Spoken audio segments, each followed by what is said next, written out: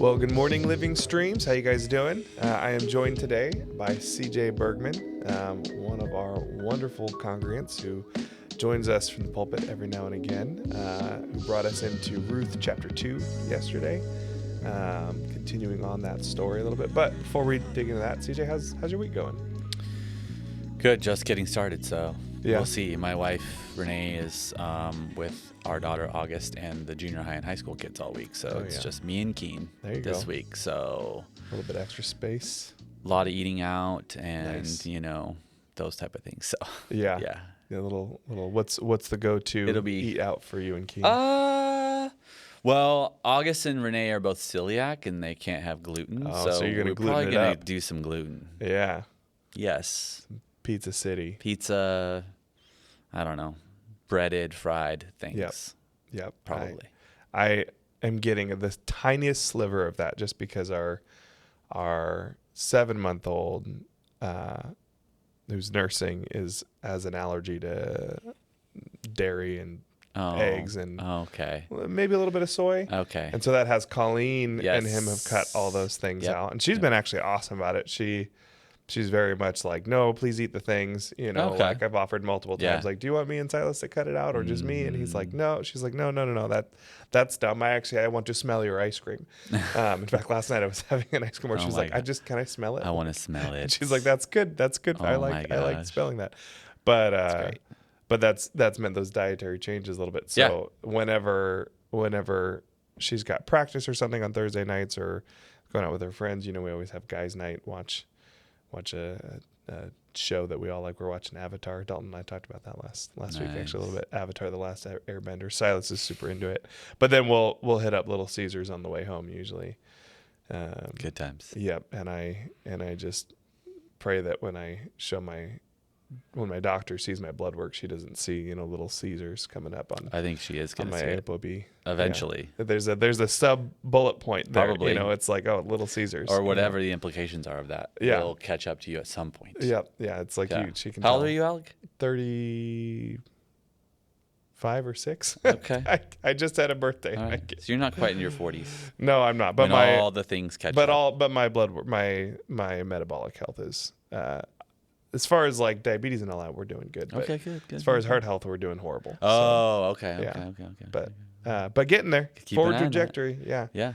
Been That's working all on right. it. Yeah, you're working on it. Yeah. You're working on it. Yeah. In fact, I asked ChatGPT my life expectancy and all that kind of stuff. If I do all the things I've been doing versus if I don't, and it was actually a really fruitful conversation. Okay, good. It basically said, hey, if you don't do all these things, same track as your dad. I mean, it didn't know that context, but it said you'll have a heart attack most likely in the decade my dad did. How old was your dad? Well, he didn't have a heart attack until that is, that or something like that is probably what took him. But he had his major like heart reno. Okay. When he was in his 40s. Oh, wow. Okay. Yeah. Yeah. And then mid to late 40s. Yeah. Valve replacement, pacemaker. Oh my gosh. A couple Okay. other things. And Oh, then had another big round in his late 50s, I suppose. Okay. And then passed at 70. And that's basically it was like, same trajectory. But Okay.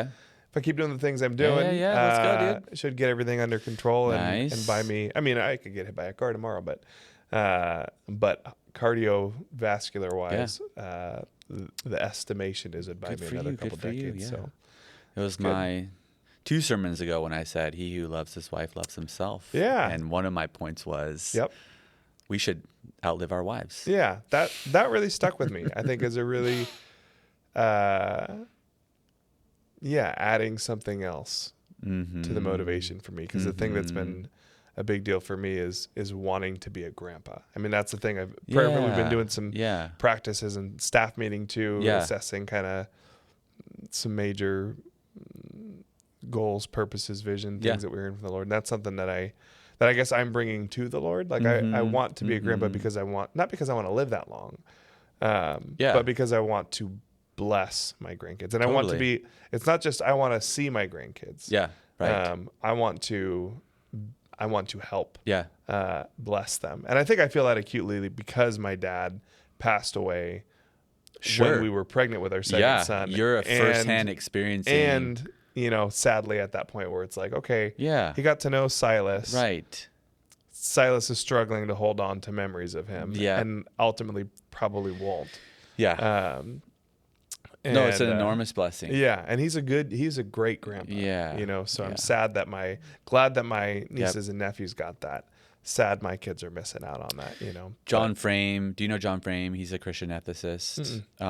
He wrote a book called The Doctrine of the Christian Life. It's like a really like big, thick textbook on the 10 Commandments, and it's like all the like all the positives, even in the negative command. So like thou shalt not kill has inherently this positive command to like preserve life and to pursue long life at all costs, like do everything you can to live. And I think it's interesting because you hear a lot of people talk about like quoting Paul, to live as Christ, to die as gain, kind of a thing, and that might be true in a certain context, but I think like John Frame makes this really strong case or argument for like how it's a godly thing to preserve our life, to live as long as we can, to have as big an impact on the kingdom as we possibly can. Well, I think even about, I think it's in Fox's Book of Martyrs, and I think it's around the conversation of,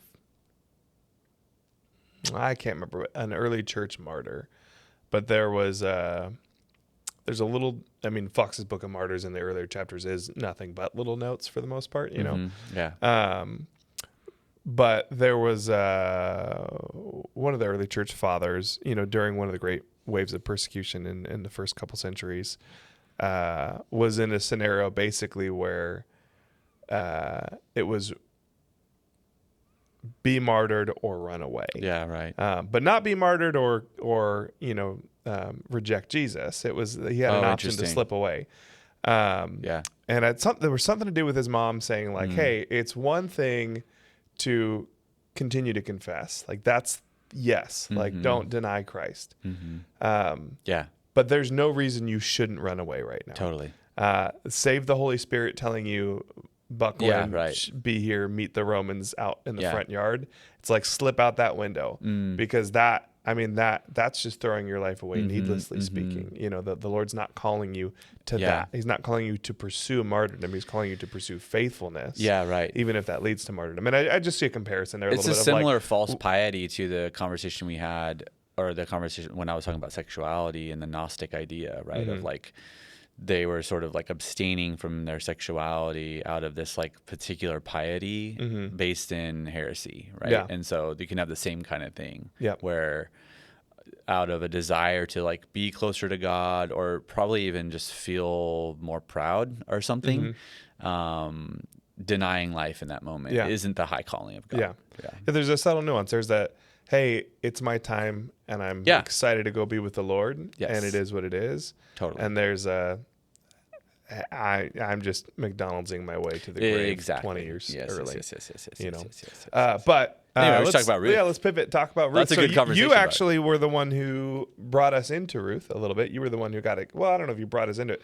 You got excited about it. Yeah, you had the Ruth idea, and I just poured gasoline on it. I think that's right.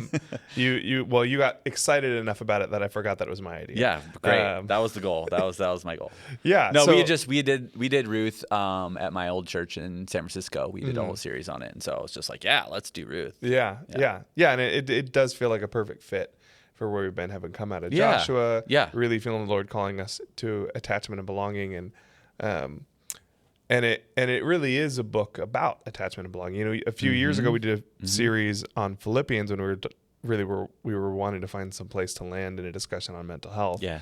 And what we were saying, the kind of that thread was, Philippians isn't a book about mental health. It's a book of Paul's mental health on display. Right. And so we're kind of like, we're looking in the context, we're connecting the dots, we're looking behind what Paul is saying, and trying to pull some things out of that. But Ruth is not that. Ruth is a story about attachment and belonging. It is. You brought up that Ruth is a story about Hesed. Yeah. And and that is. Thank you for pronouncing it correctly. Yeah, you gotta get a. I mean, any opportunity. You should do that. I'm the person that's like, I'm just gonna go with the no judgment if white you're gonna American go with version of this with the soft H. Yeah, no. I'm just gonna say it. I just, when I don't even think I said Hesed. I think I said Hesed the whole time. When I was a kid, I just really liked Klingon. And so Hebrew's, that's fine. The closest thing. That's good. That you get to get that little. Okay, that's good. Yeah. So you do that the whole time, and I'll just say for the soft Hesed, or we can just ping pong and not decide, flip flop. But anyway, but that really is Hesed, right? It really is. Now we're going to be self conscious no matter how we say it for the rest of the conversation. I don't care. But it really is. It's almost a synonym for attachment and belonging. That's not quite right. It's not really, but it is fundamentally and inextricably intertwined with it. In fact, one of the things that I found when I was studying that, because mostly I was curious, I also ended up preaching on Ruth too in Living Streams Espanol this Sunday too. So you have quite a bit more thoughts, I'm sure, here than I do, because I had a pretty narrow window of time for study. But the Hebrew word picture for Hesed is Chet Samek Dalet. So that's cool. That's a fence, a prop, or a trellis, and a door. And I love that you are one who tracks with. I'm excited with about that. Pictures. Yeah, I don't know it as well as you do, because your dad did all that stuff. But a couple of years ago there was one lady on social media that was doing it, talking about it a lot, and I was like, that's amazing. She was really good at it. And so then I just started sort of I would just be curious about it. Anytime I was in an Old Testament text, I would look at it. And then I met you. You're like, that was your jam. So yeah. One of these days we can nerd out about that. We had the brief nerd out in our first content meeting about Ruth. Totally. Where you pulled it out, and I was like, oh yeah, that was my dad who figured that out. No, and I've thumbed through that book you gave me of your dad. It's cool. Yeah, it really is pretty cool.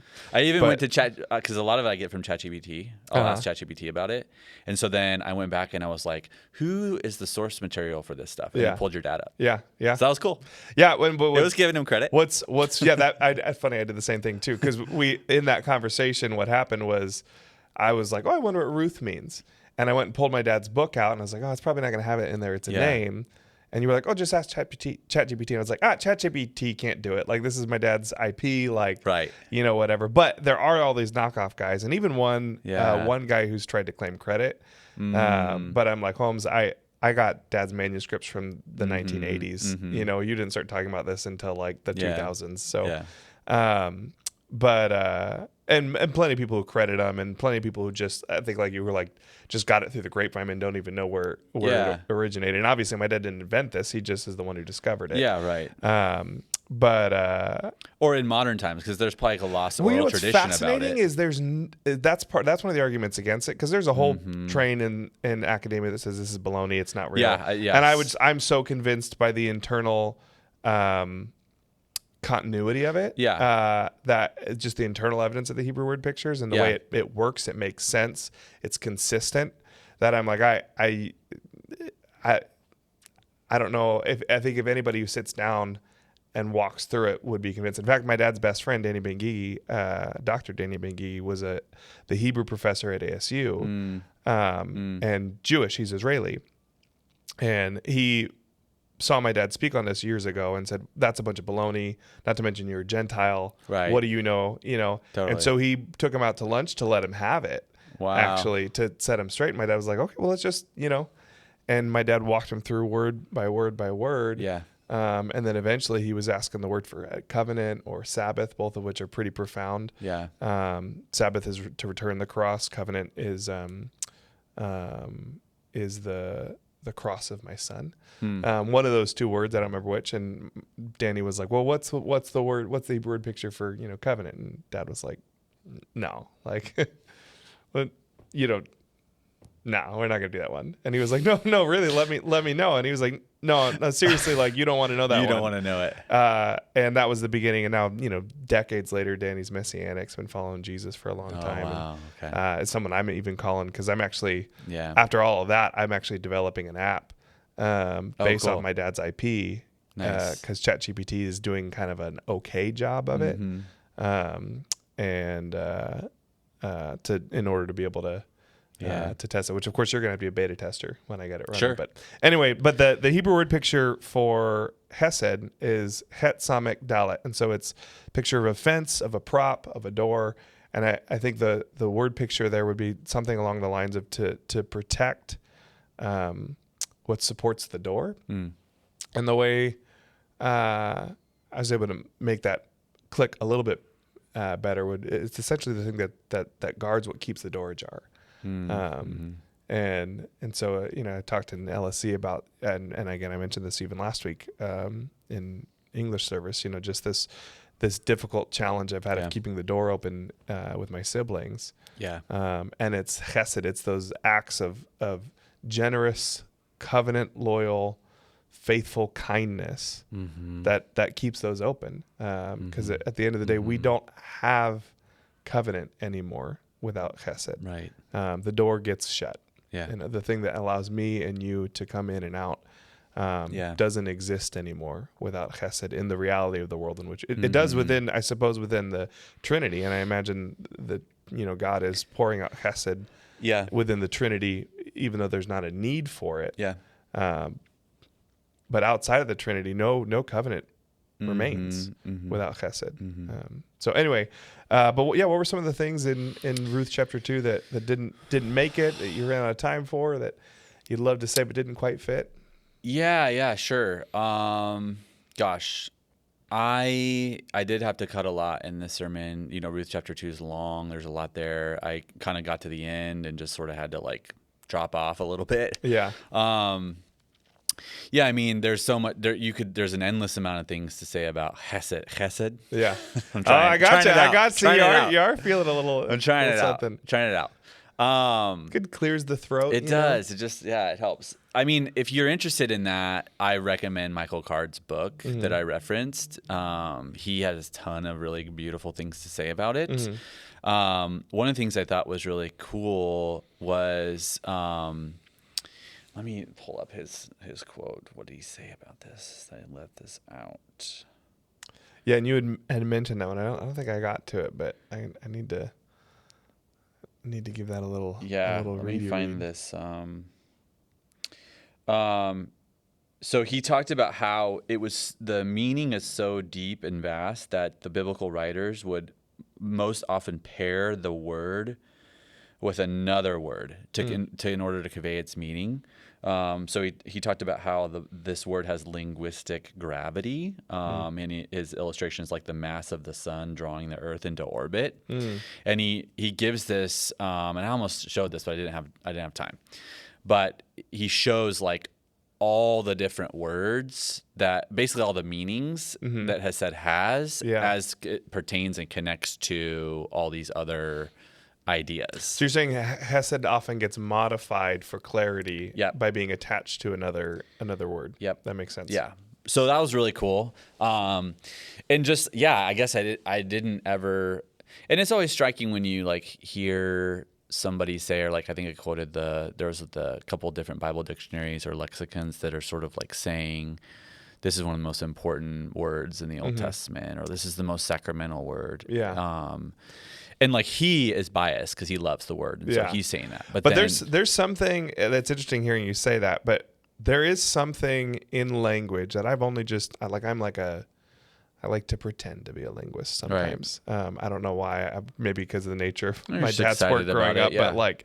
But I've noticed that sometimes in a language there's two opposite ends of the spectrums will tell you something about what a language values, right? And so a lot of people are familiar because of what's that father of linguistics guy who's a raging atheist, who also likes to talk about politics, Noam Chomsky.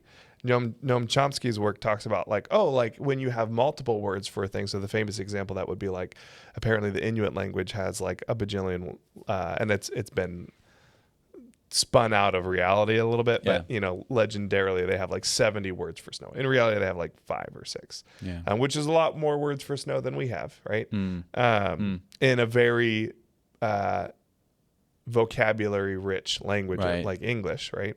Versus a not very rich vocabulary a smaller vocabulary language like the Inuit language. Or I think it might actually be the language in Greenland.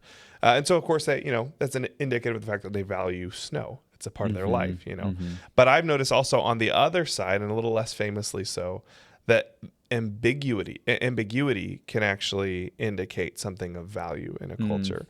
I ran that in the Indonesian language when we lived there, because they only have one word. They have the word malu, and it means shame, embarrassment, shyness. In some other forms, it can even mean one's private parts, and some other things like that. And it shocked me because I knew that this was an honor shame culture that I'm in, but they have so few words for shame. And I realized that really what it is it's an important concept for them that permeates everything they do. It also is helpful for me because I realized it clicked for me to realize that embarrassment is just a low dose of shame. Awkwardness is a very low dose of shame, and shyness is a different kind of a low dose of shame from embarrassment, but for them, they understand the distinction there, but there's something important in kind of calling it all that one thing, categorizing it together. And I think maybe that's a little bit of what's happening with Hesed in the Hebrew mindset, is it's a lot of things that really belong together.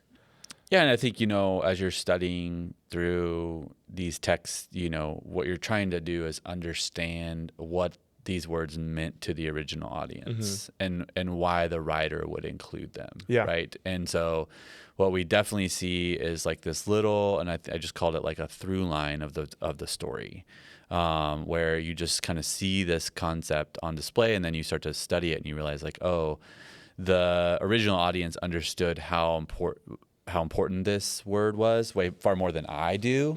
And then it's a good thing to appreciate how when we read the Bible, there's like deep scholarly work to be done to really understand the intent. And there's like a threshold of like, I don't ever want people to feel like the Bible is so complex and difficult to understand that you have to have a master's in theology to get it. That's not the case at all. But I think there's like a good humility that comes from just recognizing like, there's some concepts in here that require more of me if I want to kind of plumb the depths. And so Hesed is one of those. So if you're interested in that, I recommend Michael Card's book on that. That was beautiful. That's a beautiful part of it. Another thing that I wished I had a little bit more time with that was really a little bit more related, I guess, to my thesis of, that I was sort of doing that play between like maybe and definitely. And I think that like what that parable that I sort of started with represented for me was like the best of what the world kind of has to offer. Like, you read that parable and it sort of seems kind of sentimental and like, oh, that's really helpful, like, yeah, I should just sort of, have this sort of even, the farmer kind of has this like even keel. And it makes sense. And for anybody who didn't catch that, you're referring to the parable that you told that most people have heard in one form or another, right? Of a farmer and a series of things that seem to be bad happen, but then it turns out to be a good thing, and then bad, and then bad, and then good, and then bad. And every time everybody says, "Oh, how great, how horrible," right? And he responds, "Maybe." Yeah, and so it's interesting because it's like when I read it, it's like everybody else is having like these really high or really low responses.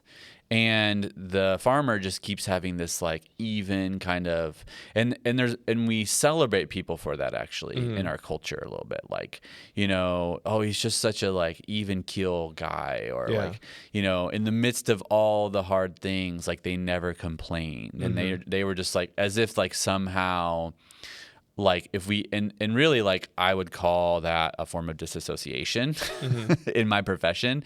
And so one of the things that I wanted to talk about was how like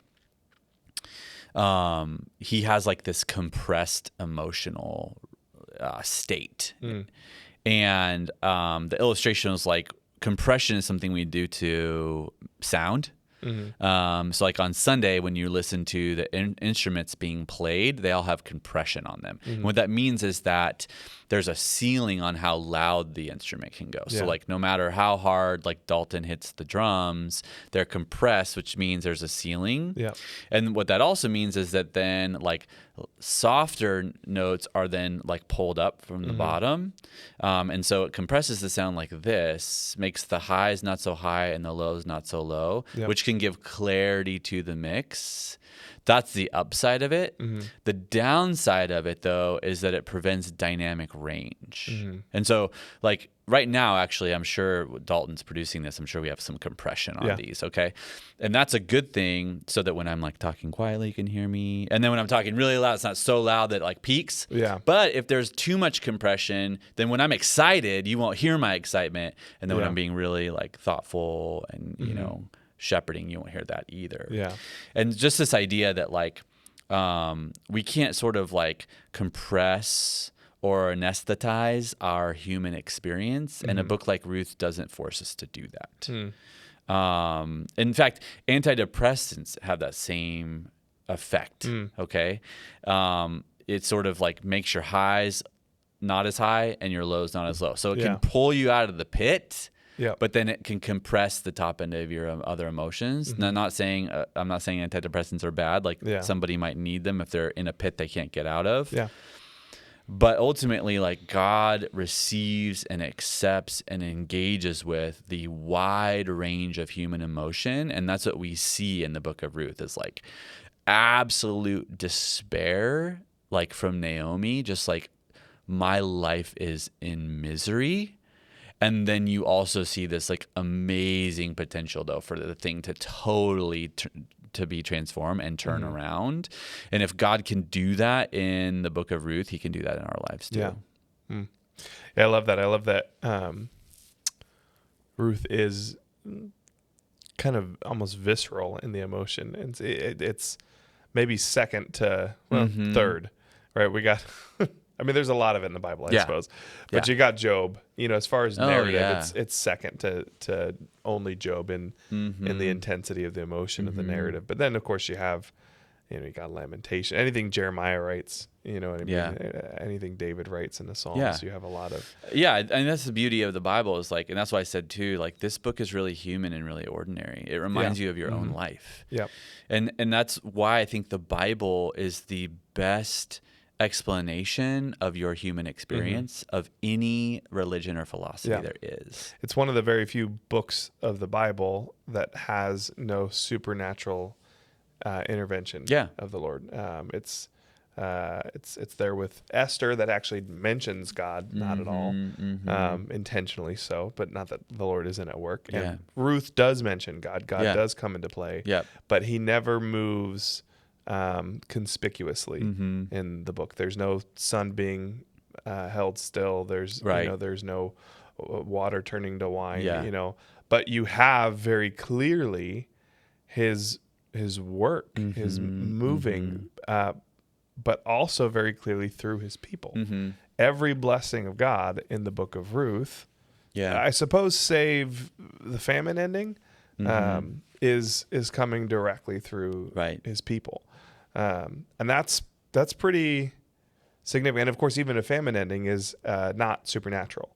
Totally. I mean, we could call it supernatural, but it's natural. Famines come and they go. Yes, it's within God's providential kind of time. Yeah, and the natural is under his control, and oftentimes is moved in a natural way by his supernatural movement. But nonetheless, all this blessing in the book of Ruth, it comes very much just by people engaging in Hesed.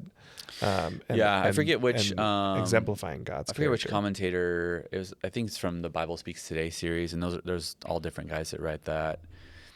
Talked about how Ruth is an example of God expressing his faithfulness to his people through their faithfulness towards each other, which I thought was a really cool. That was kind of my main thesis when I preached this before, which I think is really beautiful and lovely. And I think that is still true today, right? Like he wants us to experience his faithfulness through each other, being faithful to one another, which is really a beautiful thing. You can see so much of the Lord's signature and handiwork in Ruth, and it reminds me of the way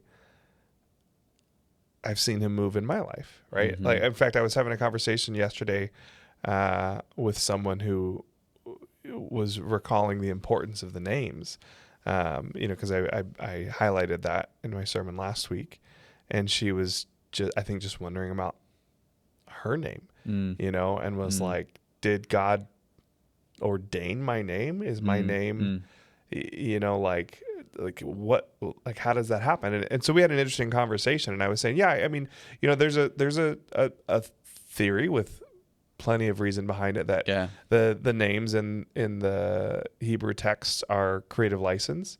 And when you see consistently every single person's name is tied to their character, that's not a crazy theory.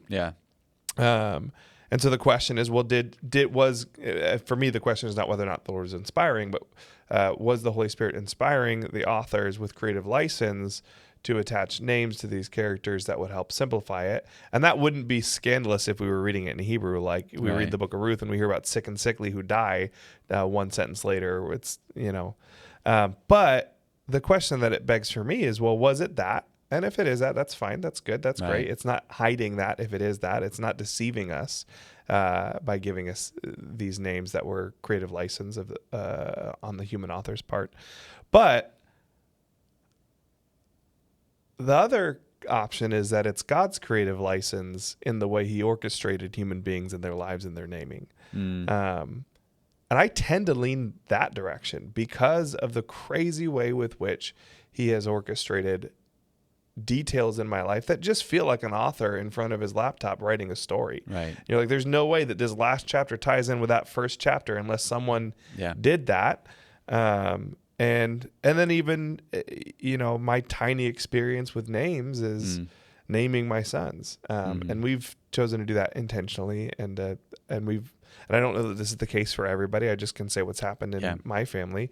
My wife and I have heard the Lord say to us after prayer and thought and discussion, like this is Silas Liam Seekins coming into the world. This is Caleb Shepard Seekins coming into the world. And here's a little bit of why. And I remember being on the phone with Nathan Del Turco as we were in the process of buying his house a little over a year ago. And I'm in the backyard, and my son Silas, who's about a year and a half at that point in time, is like diving headfirst into the garden. Well, his name means from the forest. And we heard the Lord say some things about causing a forest of righteousness and praise to sprout up in the generations, and a bunch of other stuff. There's a whole story there I could share, but I'm on the phone with Nathan. I said, hold on one second. My 1-year-old's a little forest boy. And I just put him on hold. And I just was saying that because he's diving into the garden, where there's bugs and whatnot. And then as soon as I said that, I realized that's literally his name, which, he's a 1-year-old boy. Little boys like playing in the dirt, but it just really struck me. And I've seen that. That was one obvious sense in which the Lord gave us what's clearly his name. And his character is clearly unfurling to reveal what the Lord revealed to us before we got to meet the kid. So anyway, that's so interesting the way the Lord stitches our lives together. And I'm curious, you had said off camera that the idea of like our story within God's story is a huge theme here for you, and a huge theme for you in your life. Maybe could you unpack that for us a bit? Yeah. So there's a book called The Drama of Scripture by Michael Goheen that is really lovely, and he shows how the Bible is essentially a 6-act play. And he walks through God's story. And I think it's really good and important for us to realize that the Bible is one grand story, not like these two, like the Old Testament versus the New Testament. Like see everything Tim Mackey's ever said. Yeah, right. Totally. Yes. The Bible Project's done a good job with all that stuff too.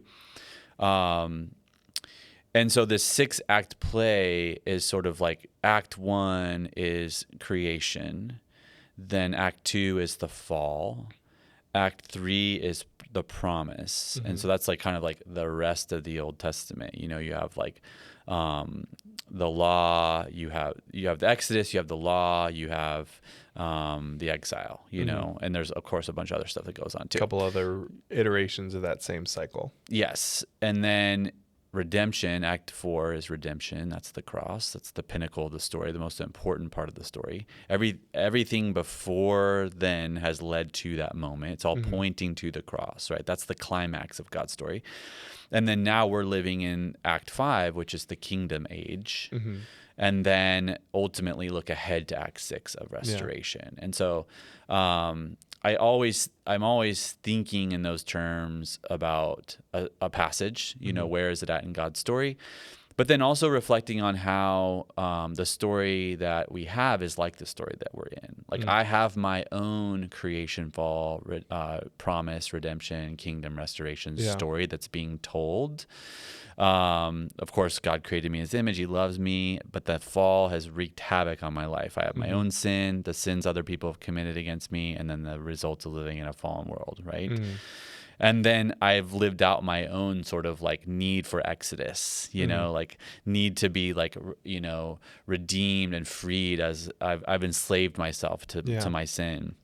I've created my own laws. I've tried to like fix my sin problem with my own like rules of covenants I've made with myself, you know? And then ultimately like big parts of me have been exiled where I'm just like, it's not working. And so I like it, all of the promise part of my life really like left me longing for like a perfect prophet, a perfect priest, a perfect king, a perfect judge. And then finally Jesus shows up and He is that for me. It's like, oh my gosh, you know, this is the answer. And that's where it's like, and I think we do a good job of that here at Living Streams. It's like literally preaching Christ in every text. Yeah. Like and Norman Geisler is that guy. You know, he's sort of like, you know, a scholar that focuses on how really Christ is present in every passage, and it's obviously true in Ruth. It's all over Ruth. And then, you know, once Christ redeems me, now I'm living in this kingdom period, right? The already not yet and waiting on Christ's return. And so I wish I had longer to talk about that yesterday. But yeah, just this idea that like your story isn't mostly about you.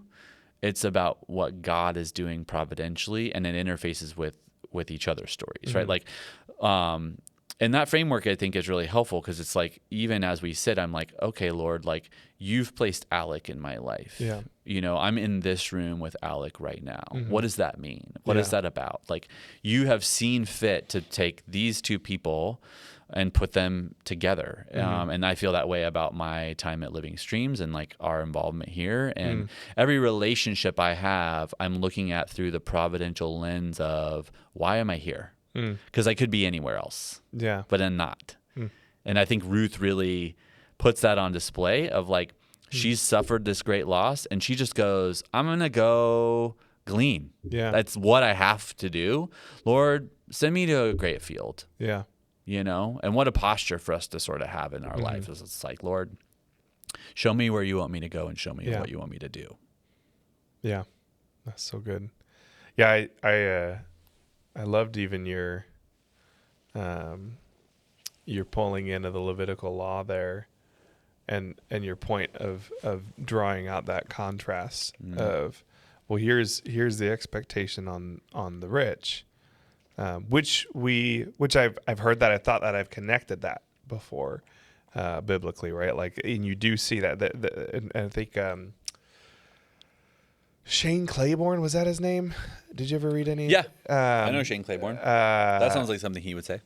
Well, yeah, he had a whole book that I loved what he said, and I hated the way he twisted the scriptures to say things that the Bible was already saying in a couple areas. Yeah. Probably classic exhorter, just like really wanted to get you someplace. Totally. And didn't care to make sure that what he was saying the Bible was saying here was actually there, but landed in a good spot nonetheless. Yep. But I think that was a big point of one of his books, or the only one of his books that I read, where he was saying, hey, the Levitical law, it doesn't put an intermediary between those who have and those who need. It puts those who have and those who need smack dab up against each other. And so it doesn't, and so he was critiquing our system of nonprofits and NGOs Right. and ministries and stuff like that, and not trying to destroy them, but just Totally. saying we've created a system where if you have money, you can donate that. Not that that's a bad thing, Right. to a nonprofit, and then feel a sense of relief for having been generous, and that nonprofit will then act as the mediator between you and those who need those resources. And you end up missing out on the benefit of interaction with the poor. Yep. And the poor miss out on the benefit of interaction with you, and all they get is your finances instead of maybe your relationship. Yeah, that's really and all you get is that sense of having done something good, which you did, instead of that sense of having learned something from the poor that maybe you needed to learn. Yeah. And that's a solid point that he makes in there. And I'd heard that in there, but I love the fact that you were highlighting the fact that here, this Levitical law, it's offering a system, an expectation, a responsibility for those who have, but it's also assuming a responsibility for those who don't. Yeah. And actually it's forcing them into the same field together. Yep. Just like exactly what we see here in the book of Ruth, where were it not for this law that was pretty up for people to adhere to or not, there's no police walking around enforcing, the gleaning laws. Totally. But because Boaz is faithful to this law, because Yeah. Ruth knows that this is an option in Israel, it puts her in proximity to a guy like Boaz, and puts Boaz in proximity to a woman like Ruth. Mm-hmm. And anyway, I loved that point there, and yeah, I think it's I mean, I kind of noticed that a little bit more so this time through. I think the first time I preached it was really more like, hey, those of us who are wealthy need to give and serve the poor. And this time I was like, wait a sec, like, there's also a part for Ruth and the foreigner and the poor to play, and I think it's actually, having worked with the poor very extensively. So the church that we planted focused a lot of our efforts on the homeless population in San Francisco. And so really were trying to live incarnationally amongst the poor. It was sort of like, let's cut out the intermediary and let's be a family of servant missionaries who actually do this. And we learned the hard way in some ways, because we had to realize along the way that actually some of our giving was very disempowering to those receiving it. It might seem to me like what you need is for me to like give you something that I have that you don't have, but that can be very undignifying to a person. And so what you see is like, it's very dignifying. The law is really dignifying because Ruth doesn't have to feel like she's getting a handout. She doesn't have to feel like she's less than, and she has no agency. She has no control, right? And the trauma of poverty is very disempowering. And so it's just like a really beautiful picture. And I'm not making like a big political statement about like how our society should run, or like how America should adopt this particular ideal exactly. But I think it does show that we as Christians could carve a new lane by doing this really well. Yeah. Like, what if the church became really, and I think we are. I mean, I think that like, doing a food pantry is something like that, right? It's like, hey, like, we have this food for you, but we're not going to deliver it to your house. Yeah. Like, you need to come. Yeah. And that's where, but I love ministries like, Hope Women's Center. Are you familiar with their ministry over there? Yep. You might be more familiar than I am. Referred someone over there. Okay, yeah, a good friend of mine, Liz De Laurado, works over there. She's awesome. But they, it's like a ministry to like women with kids who are struggling, and they can come and do certain things and earn. There's a way for them to like earn like money that they can use to like buy gifts for their kids and do them sweat things. Equity. Yeah, totally. In a logical sense, Yeah, and it's not, the intention is not, well, let's put a barrier between them and these gifts to sort of like make sure that they really deserve it. That's not the posture, the attitude. It is more so like, hey, like they need to feel like they have something to offer. Yeah. That we're dignifying them, we're empowering them. And on top of that, actually keeping those muscles sharp. Yeah. So there's not an atrophy of the capacity to provide. Yes. Or for other people, you're growing those muscles for the first time. A great book on that, I would assume you've read it, is When Helping Hurts. Yep. Right, which just kind of distills this exact principle in a definitely pretty short and sweet version to grapple with literally like you're saying, like, oh, like we were doing this ministry and realized that some of this was actually not helping, and it was creating bigger problems, totally. And so how then do we dispense mercy? In a way that actually is kind and helpful. And lo and behold, here in the Bible, the principles underlying the structure that God laid out for his people are still worth learning from. Totally. And would benefit everybody. And again, that proximity, because really at the end of the day, this is something I've noticed oftentimes, we have what we call pastor on call. People pop into the church, kind of walk in, and they want to chat with a pastor. And this really sad reality is present, especially for us here right on Central and Glendale. So about 80-90% of them are actually just kind of running a circuit here in Central Phoenix. There are a lot of free resources, a lot of big churches.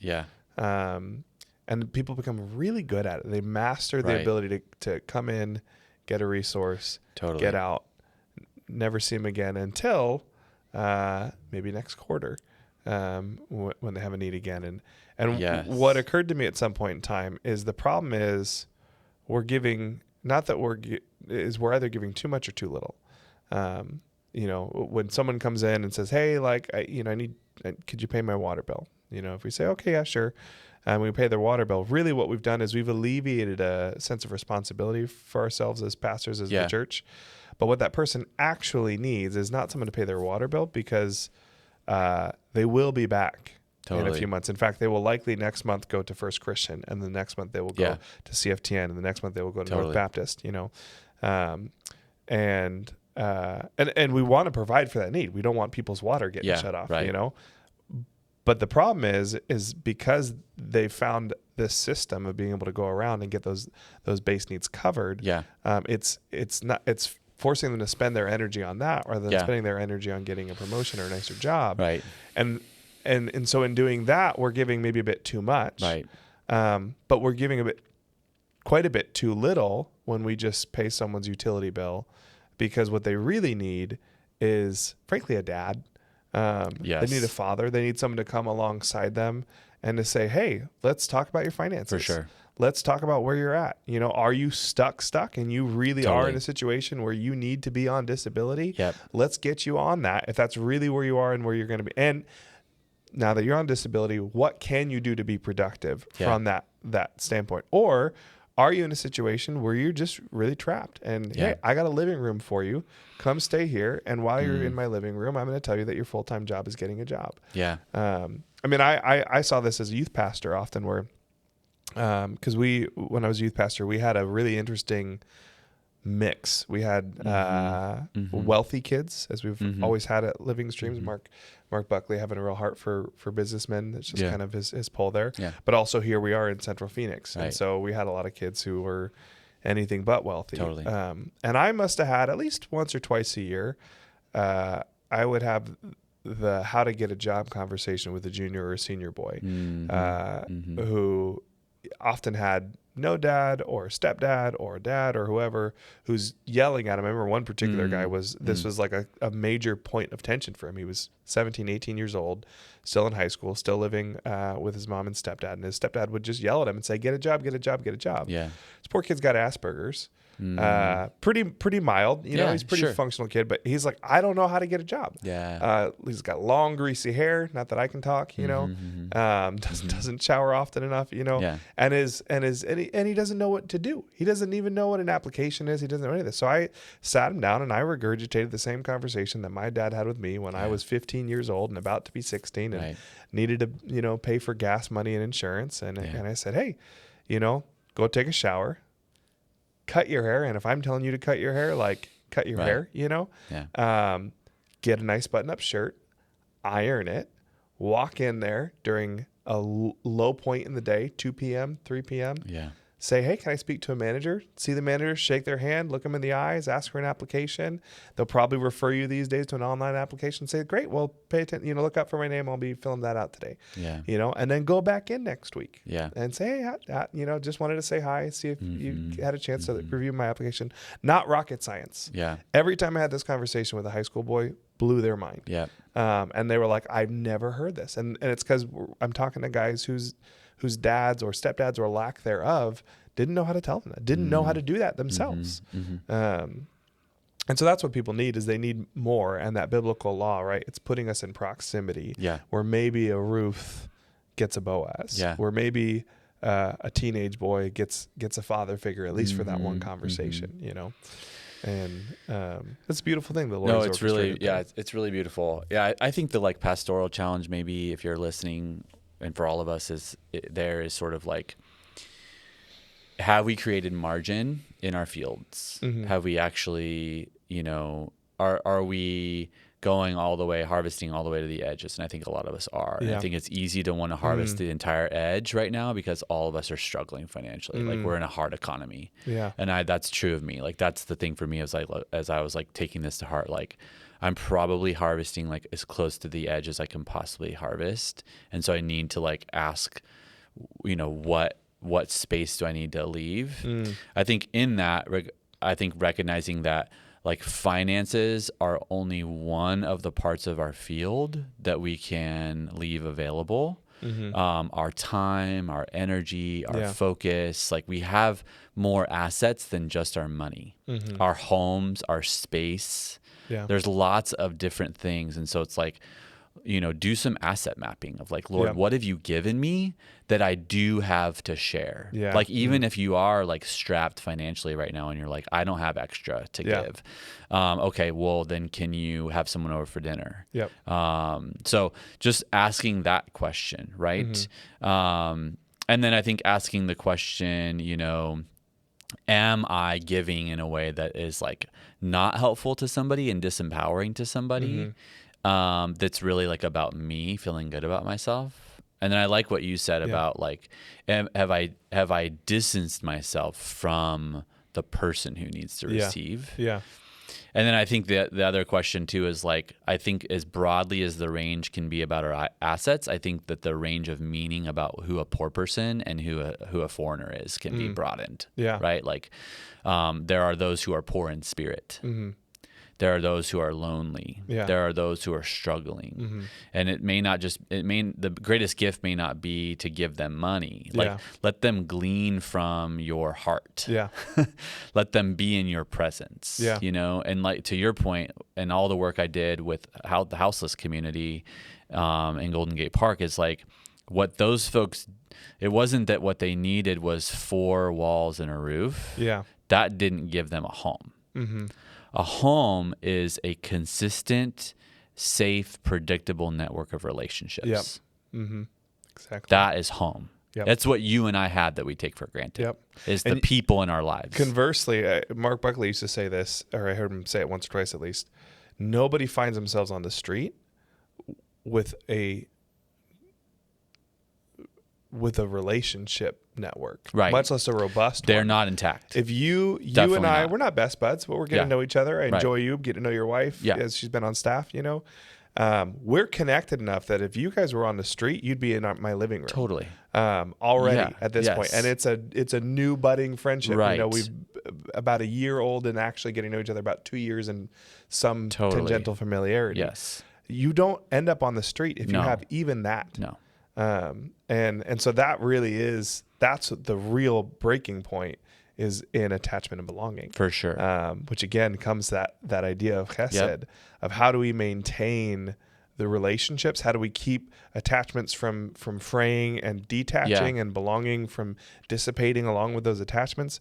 Well, it really rises and falls on Hesed. We need Hesed.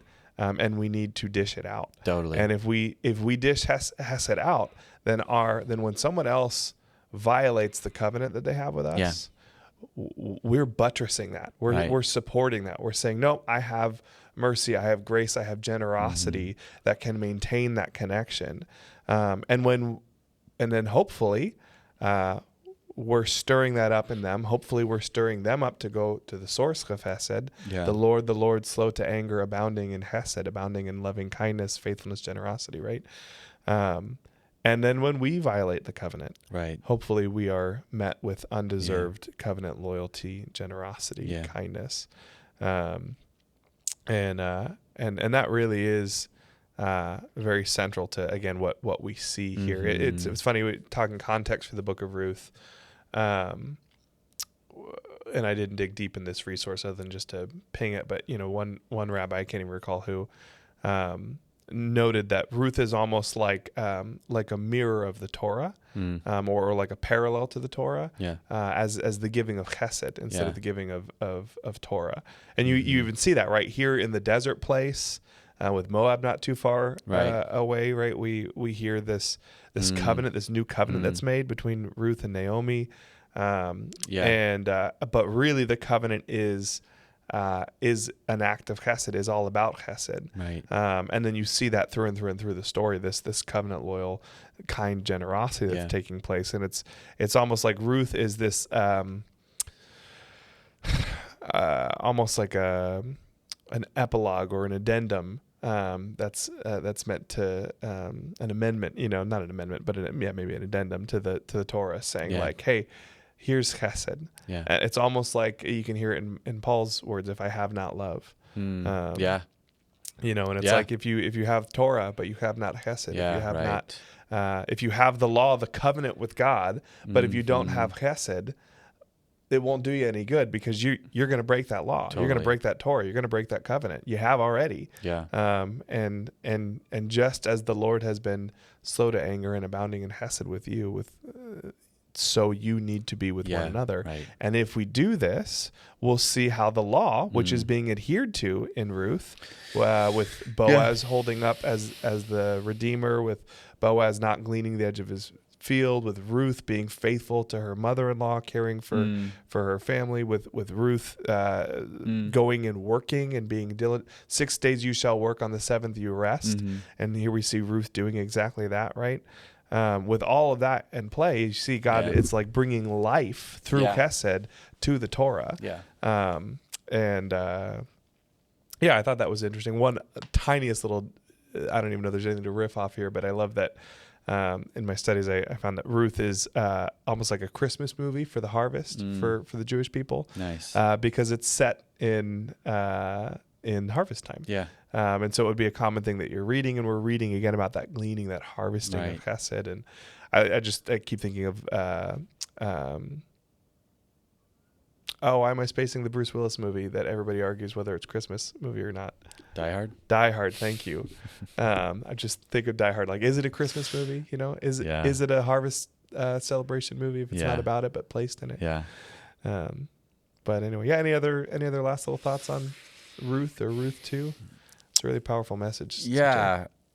I mean, I think the only thing that I thought was cool, I didn't really have time to get into it because I was running low on time, but that Boaz is, when he's praying kind of over Ruth, which I guess I did read that. That's right. You were talking about. And he what he doesn't know is that he's going to be the answer to his own prayer for her. Was pointed out in one of the commentaries. I thought that was really pretty. Let's see. After she says, like, why have I found favor? The Lord repay you for what you've done. And a full reward be given you by the Lord, the God of Israel, under whose wings you have come to take refuge. And there's like a really kind of interesting play on like what's going to happen like later in the story. But even he in that moment doesn't really know that he's going to be the answer to his own prayer for her. Well, because Boaz's name too, right? That's the only one I didn't talk about at all in my message. I had every other name, I think, but Boaz is something like in him is strength. Do you remember that? I don't remember exactly. I don't remember his name. I focus on, they describe him as being worthy. Yeah. And so he's a noble man of character, valor, and strength, but I don't know about Boaz. Yeah, I think his name means something along the lines of in him is strength or something like that. And so there you have it, and I love that because that is also very consistent for those who pray. And I think even the whole book, Red Moon Rising, by Pete Greig, if you've ever read that one, but it's kind of, I haven't. Oh, it's a great one. It's cool. Exciting early 2000s, I think it was like 2006 or 7 kind of style. We're playing around with the formatting of our book and not using indentations but double spaces or whatever, anyway, but it's kind of the story of the genesis of the 24/7 prayer movement with Pete Greig and all them, kind of IHOP adjacent but not IHOP. And I think the premise of the book is essentially pure prayer is the fuel for mission, and that's one of the things they get into so deeply and richly and offer. It's almost like an anthology, that book, so many stories of this happening, but where you go and you pray for someone, and you pray for someone, and you pray for someone, and you pray for someone. And not always, but oftentimes, the Lord uses you to answer that prayer. Right. It's like you're saying, God, show me your heart for this person. Yeah. And then as you see God's heart for that person, your heart synchronizes with his, and you can't help but be moved to take the opportunity that God is more likely to present to you than to somebody else, because your heart is paying attention there.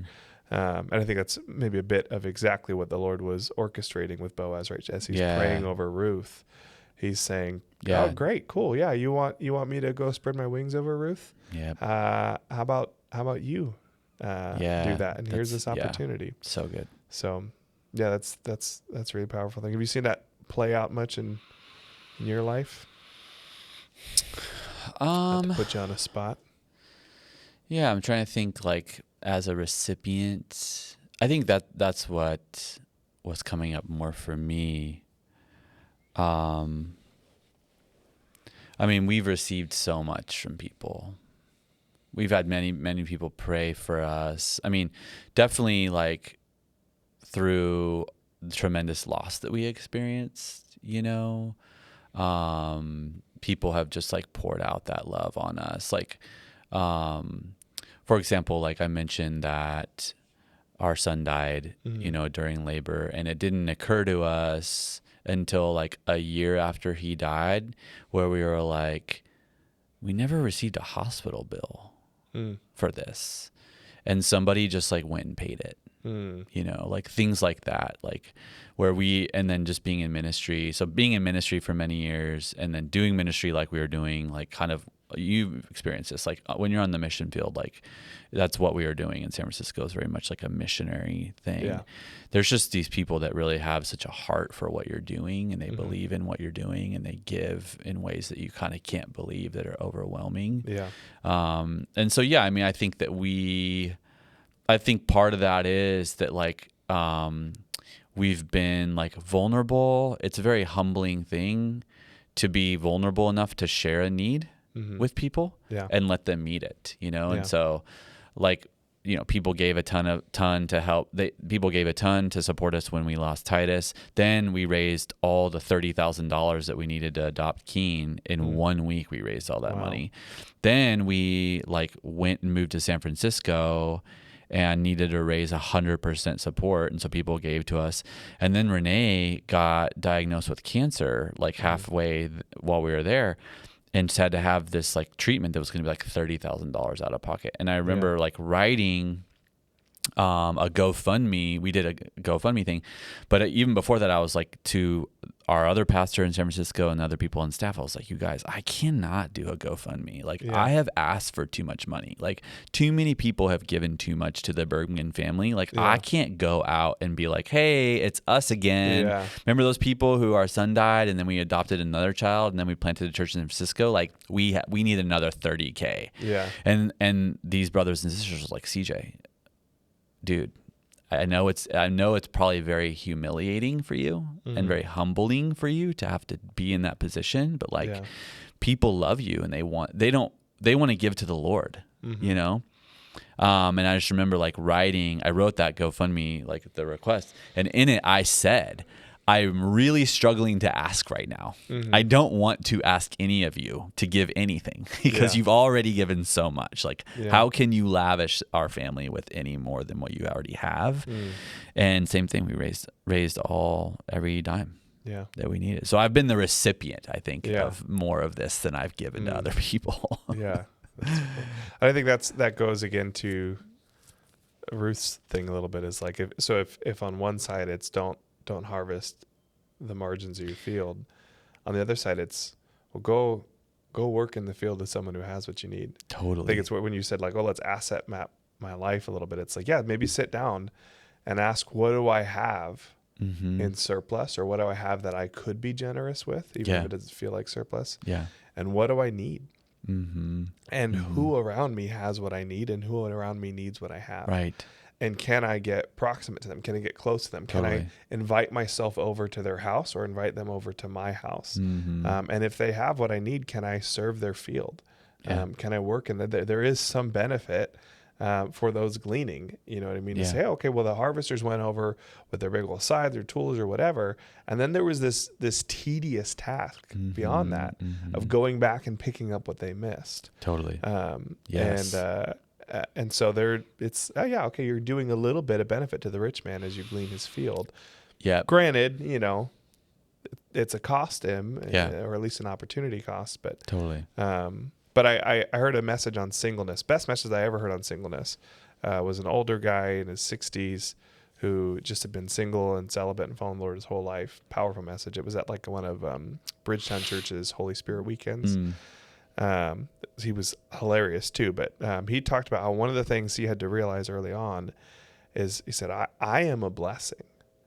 It can be isolating being single when you're an adult and you have friends and family and kids, and you think, oh, I don't want to intrude on their life and mess with their family time or their Thursday night or meal time or whatever. But he said, I had to realize that this is an imposition that my culture tells me I am, but God tells me I'm a blessing. Totally. So I'm going to make a habit of being the fun uncle who shows up. And when I come to your house, which I will invite myself politely, to dinner at your house, and I will do dishes, and I will help, prepare the meal. I will help do whatever. I will offer blessing. I will pray for the kids. I'll do whatever I can to bless you when I'm there, because I'm blessed by being there too. Yeah. And I thought, man, what a solid example of exactly what we're talking about for the poor. Show up, be a blessing, and be blessed. And if we would all do that, we wouldn't be so dang lonely. It's true. It's true. But I think maybe that's a decent place to land the plane. No, it's good. Yeah. It's CJ, good. thank you so much of course, for your wisdom this Sunday and pleasant conversation with you, digging in. And thanks, man. It's been a fun one. It's been one of those podcasts where I feel like I'm learning a lot and growing in a lot of cool ways. So thanks for the part of our family that you are and are continuing to become. So, it's a blessing. Yeah. Well, thank you guys for hanging out with us, for listening and enjoying the book of Ruth with us. We're hopeful that you guys are learning some as well, growing closer to the Lord. And I'd really encourage you, maybe do exactly what we were just talking about. Do a little asset mapping. What do you have that someone else needs? What do you need that someone else has? And how can I get close to the people who have what I need and need what I have? And with that being said, we'll see you on Sunday.